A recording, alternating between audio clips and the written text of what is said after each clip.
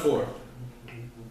I can't reveal myself to you because you're always complaining and talking and trying to get some pity party.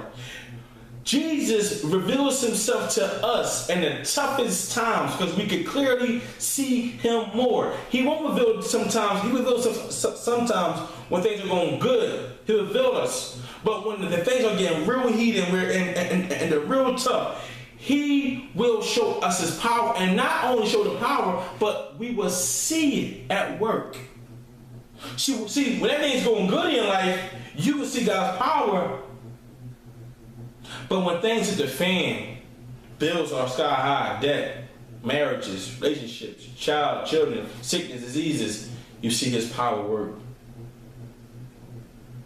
He says, how long will you be in disbelief?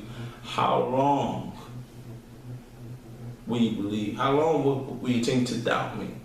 Has he revealed his power to you yet?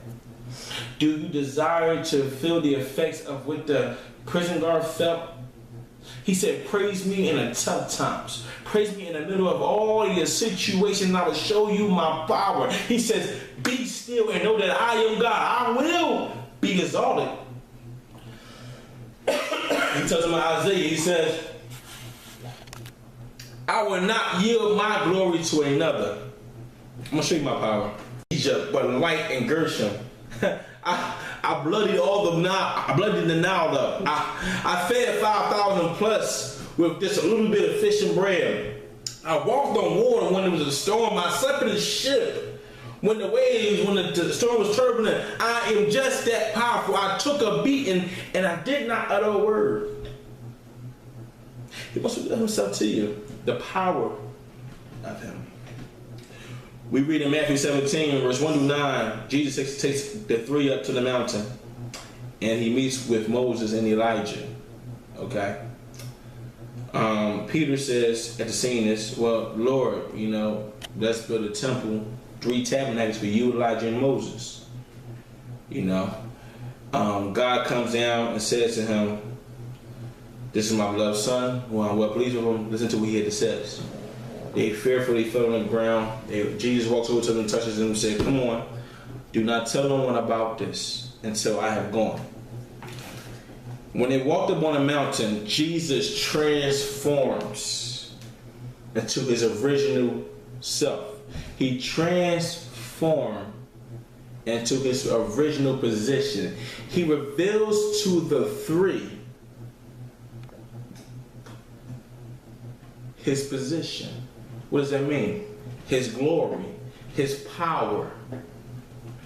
He revealed to them all that's about to happen. He revealed to them the splendor that he had. He revealed to them that I am, that I said that I am. I am Emmanuel. I am the Christ. I am the only one who will save the world. I am the Lamb that is slain. I am the Lamb that's being led to the slaughterhouse. I am he who they rejected. I am the stone. I am the foundation. I am the only son that's pure of God. I am he who's in the beginning and he who should be last. That through all this is created. By his position, he revealed to them that I am God, that I am Christ. And he revealed to them his position based upon his transformation. They call it a Mount of Transfiguration.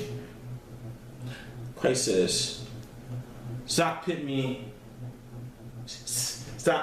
to this old white man or old black man with this little sheet on my body. Yeah, that's my original. Yeah, that's what I came down here with.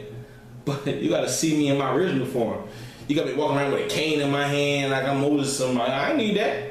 I was healthy. They ain't walking around with an afro. I comb my hair. We got them looking like you believe that Christ is some kind of God who just, old and raggedy with weapons stripes on his body. He says, listen, my position tells you who I am. I'm sitting at the right hand of the Father. I am in all my glory. I'm waiting for my footstool. I am powerful. I am mighty. And he says, listen, you want to know Christ's position? Read Hebrews. Read Hebrews. I mean, it's clear as day his position. Read Hebrews.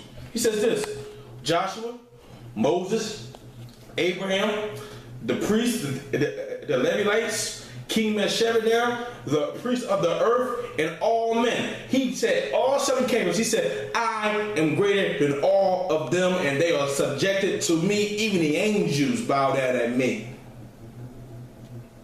I am the high priest. I am the leader of Israel. I am the leader of the whole world. I am the only priest you pray to. I am the only one.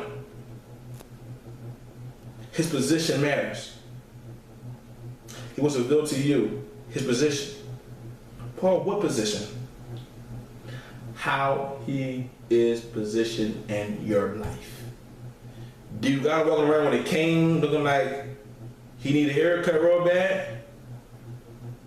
Or do you got him sitting on a throne with all power and an angel singing joyfully before him, and a smile on his face and him being pleased, and him looking so gracious and merciful, so forgiving? How do you see Christ? Do you see him as weak, or do you see him as strong and powerful? Do you see him as a servant or as a ruler? Do you see him as a slave or as a master? Do you see him as an ordinary person or someone who is to be feared and greatly praised? Luke chapter 2, verse 46. Now, a lot of people, when they read Luke chapter 2, verse 46 to 50, I mean, everybody got different views on it, and I love their views on this particular section of the Bible. I love their views on it, but there are a lot of different things we can take from this Luke chapter 2, verse 46, and it says, now so it was that after 3 days they found him in the temple, sitting in the midst of the teachers, both listening to them and asking no questions. And all who heard him were astonished at his understanding and answered. And so when they saw him, they were amazed. And his mother said to him, son, why have you done this to us? Look, your father and I sought you your father and I have sought you. And he said to them, why did you seek me? Did you not know that I must be about my father's business? But they didn't understand the statement which he spoke to them. I like the other interpretations of it. It says, woman. He calls her a woman. His mother a woman. I mean, that'd be the most funny thing in the world. Woman, don't you know about my father's business? He said, hold on. Show us your father. Well, excuse me, woman. He's really not. He's just here to protect me and do a job, and they out of here. My father's God himself. Huh? What business you got? Your daddy don't own no business. You're a carpenter. It says that he's 12 years old. He's 12. 12 years old. Listen.